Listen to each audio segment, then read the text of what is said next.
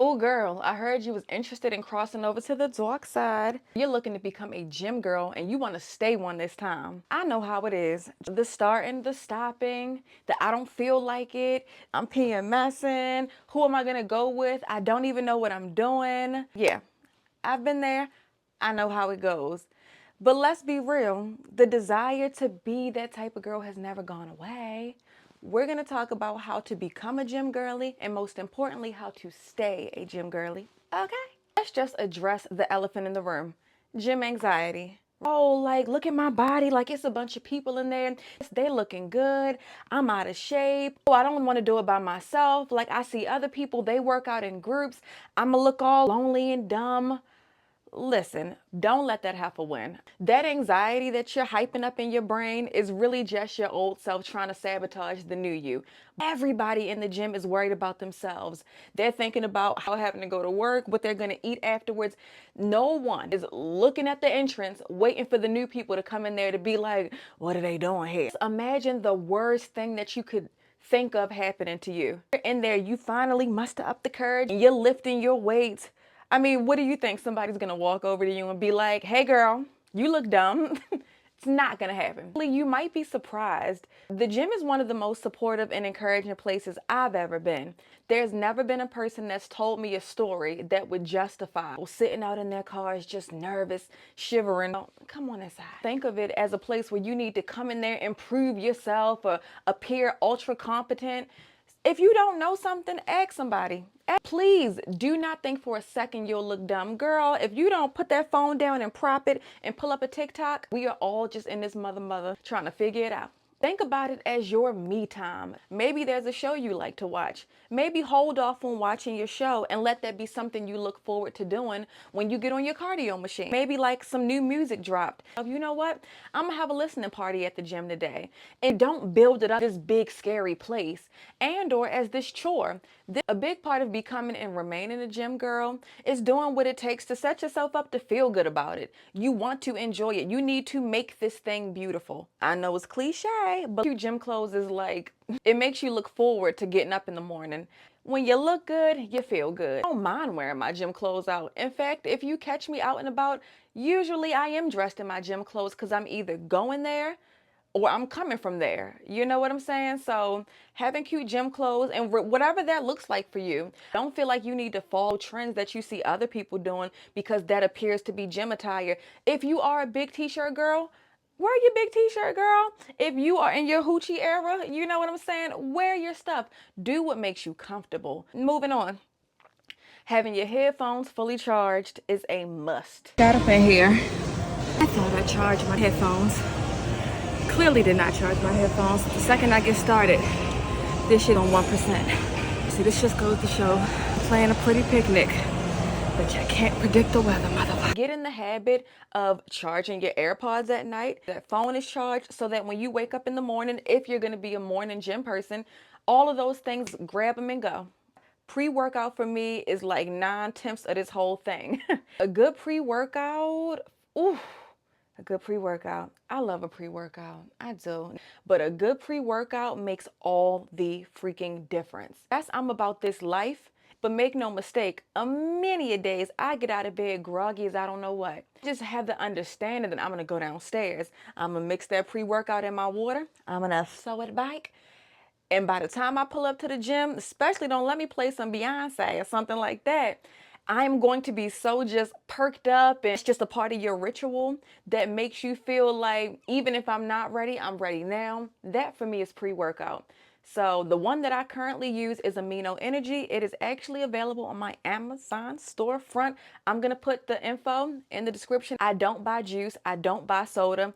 I hardly even drink and order those things when I go out. If I'm going out, I'm going to get me a drink, if anything. But that's neither here nor there. So having like a delicious pre-workout, my God, it makes all the difference. Like that is my sip of juice for the day. Set yourself up for success is just decide your ideal time to work out.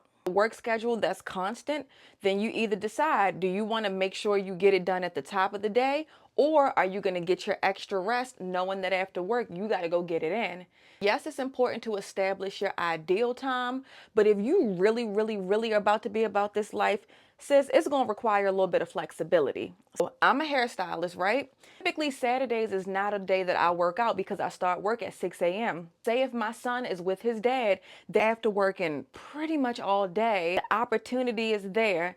And that's when you decide, am I about this life or not? It doesn't always have to be a long, drawn out workout. A gym bag is in the car. Also, major life tip. I'm going to swing back around to that. But you just tell yourself like, I don't feel like it, but I'm going to go and I'm going to do 30 minutes. Okay. You'll never regret it. Like, those just feel like bonuses. You prove your dedication to yourself. That's what it does.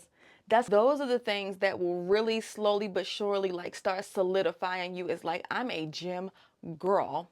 I mentioned keeping the gym bag in the car. If you're watching this video and you are looking to become that gym girl, what I need you to do right now, get your gym bag, pop a pair of tennis shoes in there or sneakers, whatever. I'm from Baltimore. We call them tennis. But put your shoes in your bag, put your pre-workout in your bag, put your bag in your car, okay? If you have to go home, you're not going to leave back out. So set yourself up, keep it in the car. And with this last one, y'all might say like, oh, Zay, you're biased because, you know, I'm a locked goddess. But honestly, listen, you want to be about that life, girl, but then you also really don't want your hair to get messed up. We gotta pick and choose, sus. I'm not telling you how to wear your hair. I would never do that. But I will tell you that if you want to be about this life on a weekly basis, on a daily basis, then quite frankly, your hair cannot be a conflict of interest to your desire to become a gym girly, period. So I don't know if you need to go and get you some braids, some knotless. I don't know if you're just going to become like a bun gal. I don't know what you're going to choose, but I'm also a faux lock specialist. So if you're interested, you know where to find me. And like you need to find you a hairstyle that is not going to have you feeling toe up. You just got to choose something that is in alignment with our goals. Do with that what you will. Now that we have discussed how gym anxiety has no place here, we don't know her. Now we've established ways to set ourselves up for success. We are finally at the place in which we are ready to sashay this way into the gym. So it is very, very important that you have a plan. I'm not saying that you need to know exactly all the exercises you're going to do once you enter in there. Kind of establish what it is that you're looking to do. It doesn't have to be super elaborate. And remember that this is a journey. So at any given point, the exercises and the routines that you choose will look different. But we just kind of want to go in with a base if we are at that beginner's level, right? Many gyms offer classes. You could even start there. If you truly have like no knowledge of what it is that you want to do, maybe at your gym you realize like, oh snaps, they have Zumba classes on at 5 o'clock on certain days. Maybe they have spin classes on Sundays. Maybe I'll drop into like a yoga class. That's a great way to go in, and that's another way to demystify it. And you might be one of those people that you like to have that companionship at the gym. Girl, take a class. Take a class. That's the simplest thing you can do right there to just kind of like get you, acclimated. You'll make some friends in the process, given that you stay consistent with it. So that is the first thing that you can do. Say you're just kind of starting out. Your main priority right now was kind of like losing a little bit of weight. Maybe we've been wilding all summer. Maybe every time somebody invites you to brunch, you go. Maybe the only mimosa you know is the bottomless kind, right? So now you found yourself kind of feeling like, ooh, I want to be smaller. In that case, then maybe you can just start with cardio. Wait, when you're doing your cardio, right? Just play around with the machine. Try to up the incline, up the resistance. You do want to challenge yourself. But here's something that I would even recommend for a lot of beginner level people, right? Let's just say that you have 3 days a week where you can show up, get yourself to the gym, right? Of those 3 days a week, I would recommend that you do cardio for 30 minutes. That you absolutely need to put some resistance or some incline on that thing. Otherwise, I don't want to say you're wasting your time because you are walking, but like, girl, part of why a lot of people kind of fail in their journey is because they're not seeing the results. So ma'am, you are going to have to push yourself.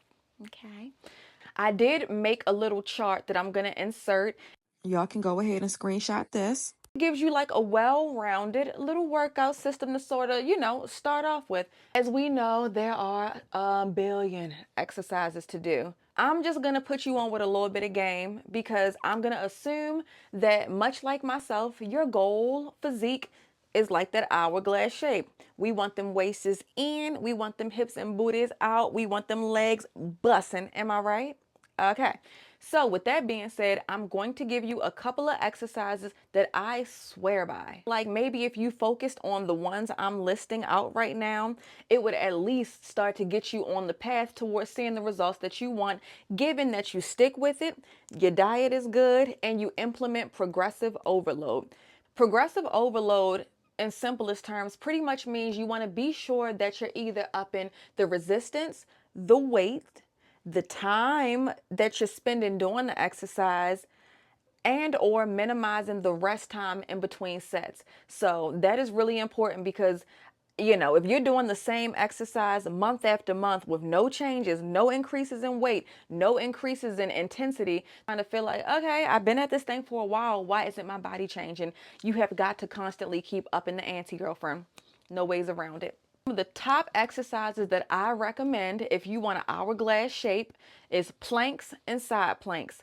Do not sleep on them. Planks are absolutely known for just making that waist small. Planks is you really kind of get almost a full body workout. Did you realize that it tones your shoulders, it tones your glutes, your hamstrings, your back? It's a great exercise to do, especially for one of the first things when you come into the gym, because it allows you while you're down on the floor, you can stretch, you can warm up. Next exercise that I swear by are the Supermans. Those are another one that are great for so much, but mostly your core and your lower back. Think when Beyonce was like a young thing, just that arch was sickening. Okay, Supermans are gonna help you get that while also making the booty look perched. Okay. Next, hip thrust. For obvious reasons, they're gonna give you the yams. So you definitely want to be doing some hip thrusts, right? Just listing them out and showing myself doing them, but go on the internet and just kind of read up because you want to be sure that you're doing it correctly, because I don't want y'all getting hurt talking about I told y'all to do it. I told you to do it, but I'm also telling you right now to please take your time, do your research, okay? And make sure you're doing it right. And when in doubt, go on and find somebody in one of them gym polo shirts and just ask them can you watch me do this so I can make sure I don't end up with a back brace on? Next, RDLs. RDLs stand for Romanian deadlifts. These are my girls. One of the things that gave me those deep lines in your back and a big old booty. I like to perform them both with dumbbells as well as the Smith machine. Now, I'm gonna recommend this one, but I totally understand if you feel that you need to build up to this one. So, Bulgarian split squats. They are by far the most challenging exercise I have ever done and continue to do to this day because guess what? Progressive overload. At one point, 25 pounds was whooping my ass. Now, 35 and 37 and 40 pounds, still whooping my ass. You will see in the video of me doing them, I'm literally shaking like a stripper. Things that do the best things for you sometimes, they take the most out of you. All right, girl, we got to talk about your diet now. Please understand that your diet is just as, if not more important than the workouts we're doing, period. You need to be eating clean most of the freaking time. Yes, think about how good you feel when you wake up in the morning after you stuck to the program, after you didn't order that pizza last night. I'm telling you, so much of this freaking game is mental. We're not starting the week thinking oh, what am I gonna eat? I gotta eat healthy. That dread, we don't know her. It means that we choose. We don't look at eating clean as something that we do. We look at being clean eaters as who we are. Okay? That's the difference. When you reframe it that way, having discretion is sexy. We are sexy gym girls. We don't live for our next meal. We don't. We enjoy food. Of course we do. Don't complicate it. Okay? We decide, what protein do we want to eat this week? What veggies do we want to eat? We maybe have some rice or something on hand. And within moderation, you can do a pasta. Oh, I love a rasta pasta. This is the life that we lead. So that on that. Now we are going to talk about comparison and end goal obsession. Comparing yourself to these other people all it does is make it easier for you to get discouraged because you're not going to get those results overnight. You're not going to get them in 1 month, and in a lot of cases, not even 3 months, right? And all it further does is just make your goal seem so freaking far away. Our time could be better spent appreciating how huge a role fitness is taking in your life. But girl, if you made it to the gym 3 times this week and last week and the week before that, and if your little Tupperware bowls of your meal prep that you actually ate and not thrown away and ordered pizza, if those are stacking up, then girl, that is what you ought to be applauding yourself for. And it sounds so cliche, but it is not just the destination. The journey is what you ought to be proud of. Another thing I want us to do together is like speak nicely about ourselves, right? Because in this process, we are still women, which means we will bloat, we'll be carrying water weight sometimes. The body goes up and down, and progress is not always super linear, right? So I want you to give yourself grace while also remaining accountable, right? So we talk to ourselves nice over here. We not them gym girlies that are verbally abusive to ourselves. We don't call ourselves names.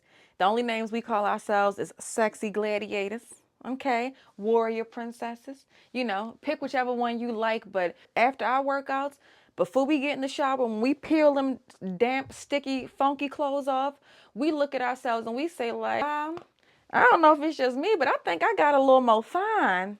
That's what you need to do. You know, working out releases those feel-good hormones. And if you ain't got somebody at home telling it to you, I'm gonna need you to tell it to yourself. Yes, peel off them clothes, kick them on the floor, look in the mirror and say, damn, I look good. Okay? So yeah, do that. Do it for me. Do it for me and do it for you. I hope that this video fires you up. Okay, I hope that it inspires you. I hope you feel motivated. Lord knows I do. Anybody who's like in my close-knit circle knows like I am so passionate about this, and I'm really looking forward to building a community with y'all where we can come together. Please tell me if this video touched you even in the slightest. Please reach out and let me know. But I'm so looking forward to sharing the knowledge that I'm gathering on my journey and just kind of like, having a like-minded group where we can just come together and talk about these things. I am Zavia Monet. You can think of me as your homegirl who be on that fitness stuff, okay? And so if you have any questions, if I got answers for you, I'm gonna give them to you. If I don't, I'll try to send you a resource. So thank you so much for watching.